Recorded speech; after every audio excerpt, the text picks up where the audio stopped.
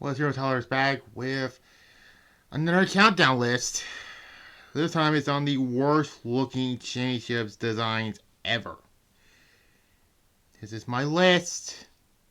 So, before we get to that, tomorrow will be the fallout from Shock Value, episode 66 of Showdown. And again, I have to get a new arena for future filming of it. And then Thursday on my secondary channel, subscribe to the Vacation Bell on that one and Titles Retro Reviews. So you will see this Thursday WWF No Way Out 2000. And then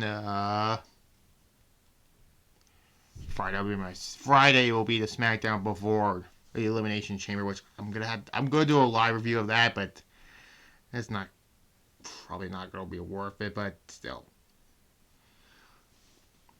But anyways, let's get on to this list. So, again, I have one dishonorable mention, that's the Divas Championship, because, yeah. But anyways, let's get on to it. Number 10 is the ECW Championship from 2008 to 2010. The less I say about ECW around to the reboot era, the better, because every time I think about this, I think of how horribly booked it was, Vince McMahon just sabotage it, and him becoming the champion, and also the Seven Sisters member 2006. But you obviously know. You obviously know about it. And in 2008, they decided to change the design of the ECW Championship. Instead of like the look that was during the company's run, it changes to fucking silver. It looks fucking this horrible looking. And Mark Henry was the first one to hold this belt, and it looks terrible. I'm sorry. Like, the belt, like, you could have just axed it off quicker, like, before 2010, but still, I mean, that's number 10. It's the ECW Championship from 2008 to 2010. It's just...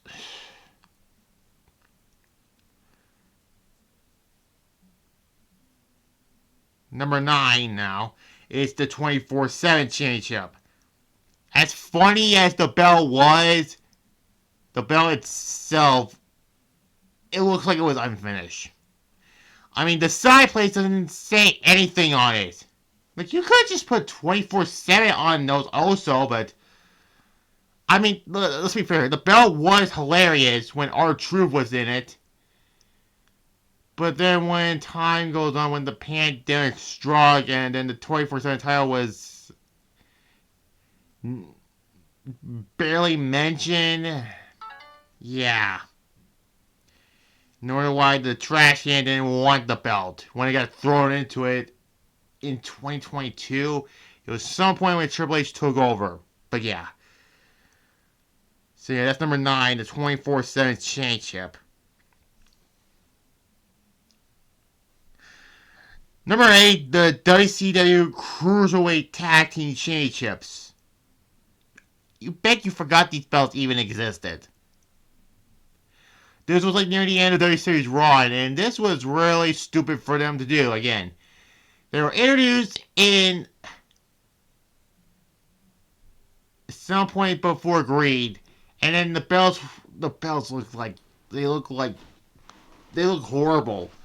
And this was a short line because the belts were deactivated when WCW was bought out, and the belts were never brought in. So, yeah. That's number 9, the WCW Cruiserweight Tag Team Championships. And speaking of WCW horrible looking belts, number 7, the WCW Hardcore Championship. Hardcore wrestling around the time was big around the time. So WCW decided to bring in their own Hardcore Championship. And and it looks...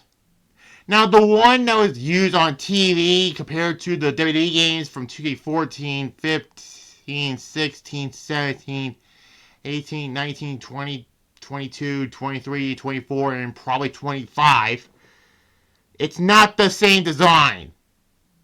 But the actual design, it looks similar to the ECW Championship, and of all the things you do, you rip off ECW with their belt. This belt lasted from 1999 to, what did you expect, 2001 when Meng won it, and he left to go to the WWF, and the belt was never seen again on TV. Also, the hardcore division WC was kind of a mess if you think about it. Like, I give WC credit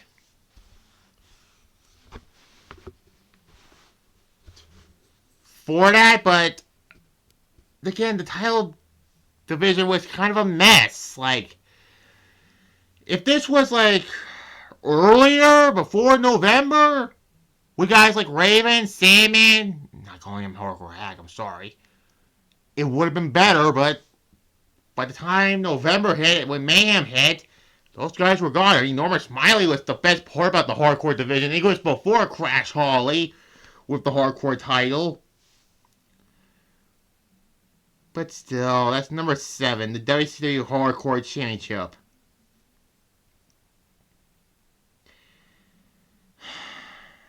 We're not done with WCW titles yet. That is 2 spots from now. And oh boy, the next 2, number 6, the Crown Jewel Championship was introduced last year, and I'm not a fan of the design of it. It looks way too big, and the winner of it doesn't keep the fucking belt. Cody won the belt, but not really. But I was like, what the fuck, man? So, that's number 6, the Crown Jewel Championship. That's my dog's barking.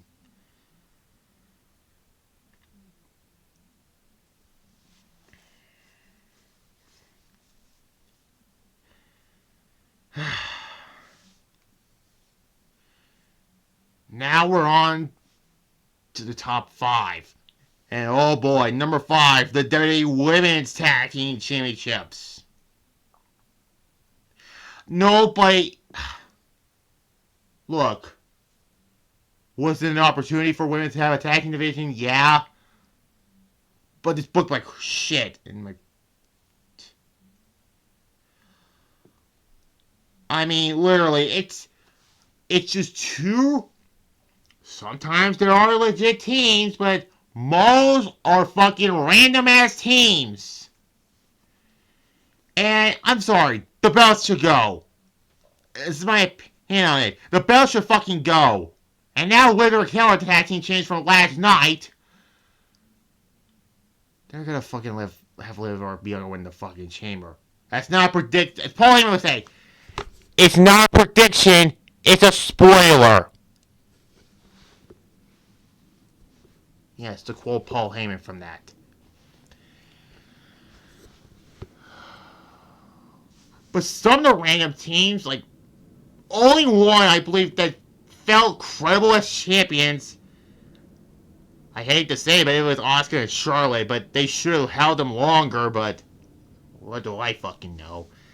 So that's number 5, the WWE Women's Tag Team Champions.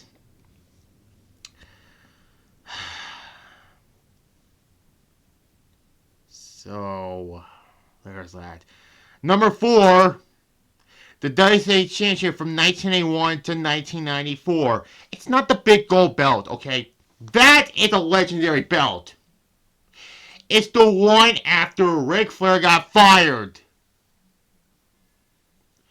And it looks like shit. I mean, the only person that looks good with the belt, despite not holding it around him, is Vader, really. I mean, seriously, the belt looks like it's like a I don't know what the fuck it was really. I mean, when 1994 hit, when they did the unification between the international title, which was the big gold belt, and that design from that 91-94 design, yeah, you can tell. WCW made the right call and get rid of the 91-94 design and kept the big gold belt. I mean, can you imagine Goldberg holding that 91-94 design, or DDP, or Hogan? No. So, yeah. They made the right decision to have the big gold belt be the WCW champion once again. So that's number 4, is the WCW championship from 1991 to 1994. This is technically number 2, because number 2 and number 1 is, you know what that is. But technically this is number 3. Number 3 is the WWE championship from 2013 to 2014. It was unveiled by The Rock the night after Elimination Chamber 2013. They got rid of the spinner belt, from 05 2013. I mean, it was kind of in the past, really. I mean, that was mostly from the Ruthless Aggression era, and then they decided to make a new design of it. And the first design of the WWE Championship, it's not a good one. It's just the logo with the title, and then there's the wrestler's logo around it. I mean, The Rock had it, then John Cena had it, then Randy Orton had it, and then Bryan had it, and then the belt, when they changed their logo, it was the different design of it, and the other design was a little better than the first design, that is. Because I think it was the new logo that made it better, really. So basically, that is number 3. Technically, that was number 2, because number 1 is the same belt, but I'm going for both versions. But technically, that was number 3. The WWE Championship from 2013 to 2014. Number 2 and number 1 is the Universal title. Blue, red. Enough said. I mean, the red version, it looks like God, it was cursed. And then, your first champion was Finn Balor, got injured, and had to release the belt 24 hours after he won it. Then Kevin Owens won it, become the chicken shit heel champion. And then the dreaded part-timers won it. Well, Goldberg and Brock were. Nothing against Goldberg, but Goldberg and Brock shouldn't be champions around the time. And then when it came over to SmackDown, it turned fucking blue. Instead of making a new fucking design. Like, when Roman had it, when he unified with the WWE Championship, you might as well just retire the fucking belt and brought in the current design. Well, it's technically with the gold and the black design, but honestly, I like the gold with the WWE logo with that design, but there's that. I mean, there's the World Heavyweight Championship now and the WWE Championship. But that is technically number 2 and number 1, but technically that's a combined number 1. The Universal title. Red and blue. I'm glad that fucking belt is gone now. So anyways, episode 66 of Showdown. Going to the biggest event of the year. It's probably going to be in April. Before WrestleMania. So there's that. And like I said before, this Thursday on my Signature Channel, Towers Red Review. Subscribe to the notification bell on that one. And you will see this Thursday, WWF No Way Out 2000. And there. Like this video, comment below, subscribe to this channel right here also, and there. Goodbye.